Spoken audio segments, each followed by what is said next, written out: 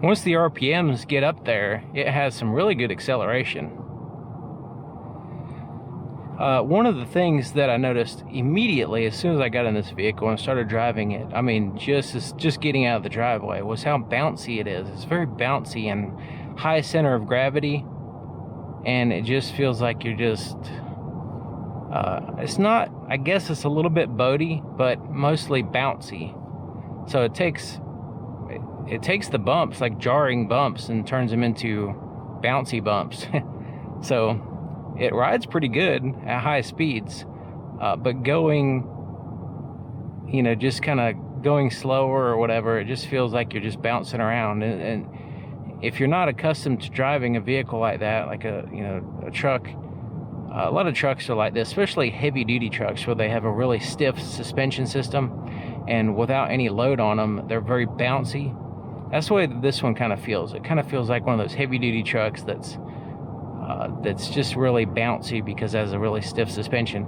In addition to it being jacked up, it's really high up, and I think it's a little bit unnecessarily high up just for looks, which kind of makes it feel bouncy and kind of a little bit unstable on the road. I mean, it's stable and everything, don't get me wrong, but it just feels weird from my perspective. I'm not accustomed to driving a truck, a modern truck, all the time, so having it this high up, this high center of gravity, and this stiff suspension that feels all bouncy, it's, you know, I just wanted to point that out. So, you know, you may not have any problem with that, but somebody getting in, you know, driving it,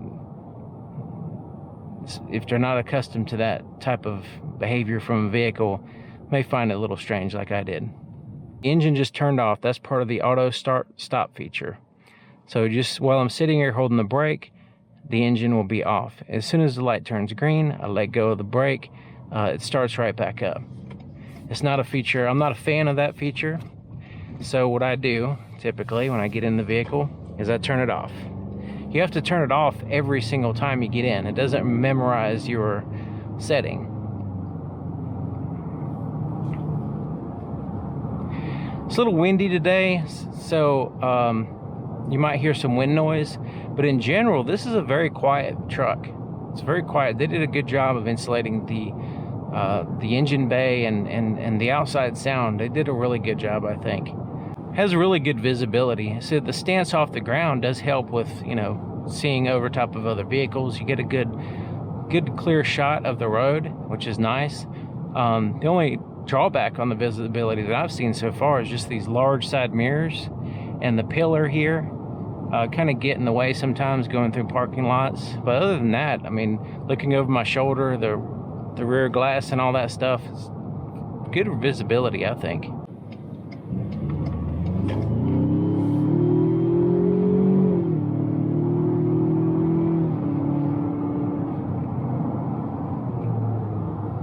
Definitely feels like could be a V6. It feels pretty good.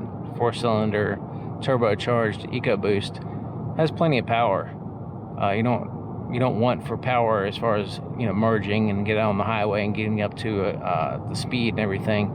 So I really like that. So the adaptive cruise control, you have to turn it on each time that you want to use it. Like each time you start the vehicle, you'd have to turn it on, and you can set it. And the lane keeping aid button, you can turn that on or off. When it's on, kind of tugs the steering wheel. If you're wandering off your lane or whatever, it's gonna kind of tug it back into your lane, that kind of thing, and also give you a little visual warning. But the adaptive cruise control is really good. You set the distance between you and the vehicle in front of you, and you can set a really far distance, and you know, it handles that really well. I like a far distance, so this one gives me that customization. Of course, I can get in closer if I want, but this is very comfortable as far as the distance between me and the vehicle in front of me when I have the adaptive cruise control activated. The brakes feel really good. There's a nice firm pedal here, and I feel like I have good control over them. I can slowly crawl through a parking lot with the brakes, or I can, you know, really press them hard, and it feels like I have a lot of control over the braking. It's not, you know, it's not a weak pedal or anything like that.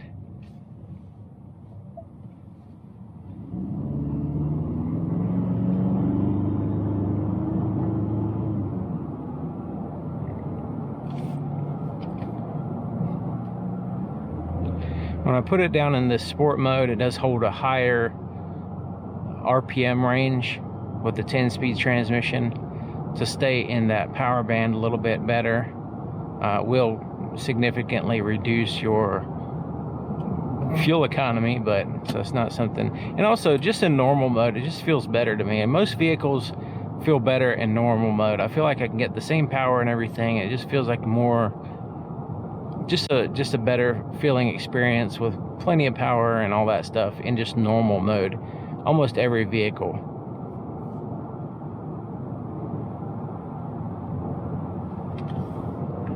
So I'm setting the adaptive cruise control, and it's set to, let's go ahead and set it at a fast speed. We'll go up really fast. And so it recognizes the vehicle in front of me. And let's see how it's going to get any closer here. Okay, so right there is the furthest distance, following distance on the adaptive cruise control, which that's good. I mean, that's a good following distance at 60 miles an hour. Any closer than that, it would be a little bit uncomfortable. It won't give me enough reaction time. And it will slow the vehicle down when the vehicle in front of you slows down. If somebody slams on the brakes, it will, slow this truck down. But it does a good job at following.